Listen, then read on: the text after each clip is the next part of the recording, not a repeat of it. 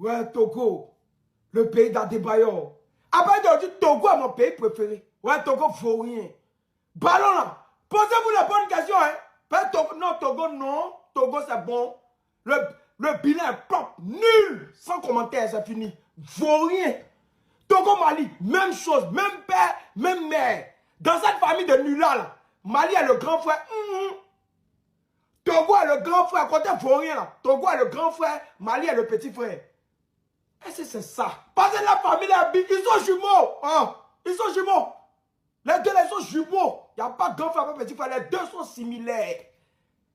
Togo. Ouais, Togo, faut rien. Soudan du Sud. Soudan du Sud. Pays d'Adebayor. Adebayor, grand joueur africain. C'est son pays qui fait. Il a dit Togo. Mali, Togo. Même père, même mère. Il n'y a pas de différence. Ils sont même chose. Togo, faut. Non, Togo. Ça, c'est mon pays africain préféré. Il y a deux pays africains préférés. Mali, Togo. C'est les deux. Ce sont mes pays, ça. Seigneur, pardonne-moi. Ça, c'est une distance pas bien même. C'est le Cameroun. Vous voyez celui-là. Celui-là. Regardez bien, celui-là. On les appelle les lions indomptables. Ils savent pas où ils ont le nom lion. Lion qui ne vaut rien, comme ça, il n'est pas encore vu. Il y a des gens souvent Mali ne vaut rien. Guinée ne vaut rien. Mais le Cameroun, là, elle-même, c'est champion ne vaut rien. Au moins, vous pouvez faire nul face à Angola. Un pays sans pro. Un pays sans joueur professionnel. Qui connaît un joueur professionnel angolais? Qui connaît qui a une fois vu quelqu'un d'apporter maillot en Angola? Personne. Nada. Mais Cameroun, c'est permet de faire nul face à Angola. Une victoire qui va vous permettre de monter, d'aller directement en qualification. Un Cameroun ne vaut rien. Après, rien ne me donne. Venant de Cameroun, rien ne peut me donner. Un pays où, sur la liste électorale, il y a Mohamed Salah. Qu'est-ce qui vous étonne de cela? Qu'est-ce qui vous étonne? Un pays même là où quand tu es dans l'avion, tu survoles le Cameroun, poussière dans l'avion là, comme si tu étais à terre. Qu'est-ce qui vous étonne? Des tocards, des nulards, des joueurs qui sont plus beaux que les supporters. Des gens qui veulent jouer le ballon, qui veulent mouiller le maillot, qui veulent défendre la patrie, et ils vont se coiffer. Ils vont faire des locks, ils vont se rendre beaux. Vous venez du ballon, vous ne valez rien, vous êtes nuls, vous êtes des tocards. Et c'est vous qui avez le courage, qui avez le monopole, qui avez la rage, qui avez l'envie d'être beau. Devant qui? Pourquoi? Vous venez mourir au ballon? Vous venez mourir au ballon? Angola, mon frère, Angola. Il dit qu'il y a un père. Vous êtes même nuls, non? Gars, arrêtez le football, non? Ballon, c'est facile. Avant, quand tu voyais les joueurs camerounais, on dirait des soldats, on dirait des militaires, on dirait des soldats. Ils sont vilains, mais ils ont ballon au pied. Mais ceux-là, des tocards, des criminels, des bandits spirituels, ils ont mis ensemble pour venir défendre la couleur du drapeau. Ça me fait mal, parce que vous faites honte au football camerounais. C'est honteux. Hein? Il n'y a pas de maillot, il y a eu qu'en deux. Mais quand tu les vois, ils font 1000 face à Angola. Angola, c'est qui? Ça vous a raté. Les éléphants, faillez. Toi et puis les soldats, on vous attend demain. Alors, il y a beaucoup de monde qui pense que la qualification du Cap-Vert est un exploit incroyable, impensable. Et quand on voit le fait que ce soit un petit pays, que c'est la première fois qu'ils se qualifient pour le mondial, les émotions, c'est exceptionnel pour eux. Mais pour moi, c'est juste une suite logique quand on regarde le parcours du Cap-Vert depuis une dizaine d'années sur le continent africain. On va juste rappeler quelques faits historiques. Le Cap-Vert est un pays qui a eu son indépendance en 1975 et qui a disputé son premier match officiel en 1992. C'était il n'y a pas si longtemps que ça. Et la première CAN des Cap-Verdiens, c'était en 2013. Et dites-vous les gars, première CAN dans un groupe assez relevé. Afrique du Sud, Maroc, Angola, ils se qualifient. Et c'était difficile, avant c'était que les deux premiers, il n'y avait pas d'histoire de meilleur, troisième ou quoi. Ils se feront éliminer avec les honneurs contre le Grand Ghana. Hein, c'était la génération des Cap-Verdiens de Ryan Mendes, qui était jeune à l'époque, qui joue encore aujourd'hui. On avait Platini, voilà, on se rappelle de ces joueurs-là, qui nous avaient marqué à ce moment-là. Ensuite, la CAN qui suit, donc en 2015, 2 ans plus tard, ils sortent, voilà, dans un groupe aussi quand même assez relevé, Tunisie, RD Congo, Zambie, sans perdre un seul match. 3 matchs nuls. Ensuite, ils vont avoir un trou générationnel où ils ne vont pas participer à 2 CAN 2017 et 2019 pour revenir en 2021. Où ils sortent de leur groupe aussi, où il y avait quand même le Cameroun, le Burkina Faso, mais ils vont être dans les meilleurs troisièmes. Ils se font éliminer par le Sénégal, champion d'Afrique, donc 2-0, mais dans un match compliqué, je me rappelle, pour les Sénégalais. Donc pareil, avec les honneurs, en 2022, ils quittent la compétition 8e. En 2024, donc l'année dernière en Côte d'Ivoire, là, ils montent encore d'un niveau. Dans un groupe où il y a l'Égypte et le Ghana, s'il vous plaît, ils finissent premiers avec 7 points.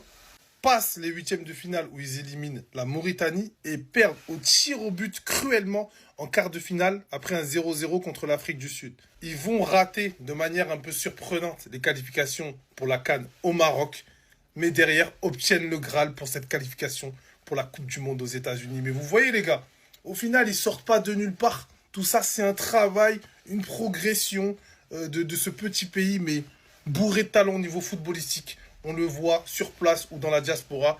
Les Caps, ça joue au ballon, les gars. Donc c'est mérité. Bravo et félicitations.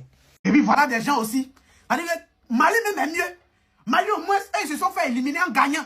Hier, ils sont partis, ils ont été éliminés en triomphant. Mais Angola, ça y est, deux temps, vous faites nul de ces équipes. Ça montre tellement que vous êtes des nullards. Ce sont des nullards qui font nul et des équipes qui n'en vaut pas la peine. Cameroun ne vaut rien trop. C'est la poussière là qui vous fatigue. Ou bien, je ne sais pas, normalement, Eto'o doit vous attraper puis va vous chicoter vous tous. C'est quand vous faites au peuple camerounais là, c'est pas bien. C'est quelle équipe, c'est contre quelle équipe vous jouez même. Et puis vous foutez tout ça là. Genre, nous, jouer Coupe du Monde, vous allez jouer Coupe du Monde aussi quoi. Sortez, descendez là, vaurien là. Ça dit dans cette histoire de vaurien là, virgule. Après Mali, c'est vous quoi. Mali même est fort que vous.